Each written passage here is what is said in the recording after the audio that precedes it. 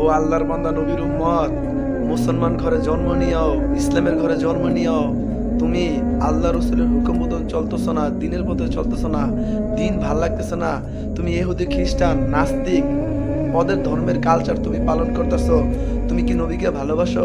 তোমার রব বলে যে ব্যক্তি আমার হাবিবকে ভালোবাসে আমি আল্লাহ তাকে ভালোবাসি। নবী যেভাবে চলছে, তোমার নবীর সাহাবীরা যেভাবে চলছে ওইভাবে চলার কথা ছিল। বড় আফসোস, দুনিয়ায় ক্ষণস্থায়ী একটু আরাম পাওয়ার জন্য, সুখ পাওয়ার জন্য তুমি দুনিয়ার সেলিব্রিটিদের ফলো করে চুলের কাটিং দাও, দুনিয়ার সেলিব্রিটির মতন গেঞ্জি পরো, জিন্স প্যান্ট পরো। ভাই এইটা তো নবীর তরিকা হইতে পারে না। তোমার নবীর তরিকা মাথায় টুপি রাখবা, মুখে দাড়ি রাখবা, সবসময় আল্লাহ তাআলার কথা বলবা। আল্লাহ বলছে তোমাকে কোরআন শুনতে, আর তুমি কোরআন না শুন না ডিজে গান শোনো। ভাই আল্লাহর ঘর মসজিদ থেকে বলতেছি, তুমি যদি এইভাবে জীবনের হায়াতটা শেষ করে দাও, তোমার ঠিকানা নিশ্চিত জাহান্নাম। কারণ তুমি দুনিয়া থেকে আল্লাহকে চিনতেছো না। কিভাবে ভাবতেছো তুমি পরকালে আল্লাহকে তুমি চিনবা? এই দুনিয়া সুখ করার জায়গা না, এই দুনিয়া দুঃখ করার জায়গা না। আসল সুখ করবা জান্নাতে, আসল দুঃখ করবা জাহান্নামে।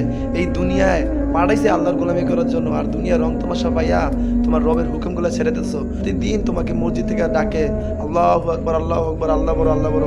ওই মুহূর্তে তুমি কত কাজই করতেছো, একটা বারের জন্য তোমার রবের কথা ভাবতেছো না। ভাই একটু চিন্তা করে ভাবো যে আল্লাহ তোমাকে কেন পাঠাইছে।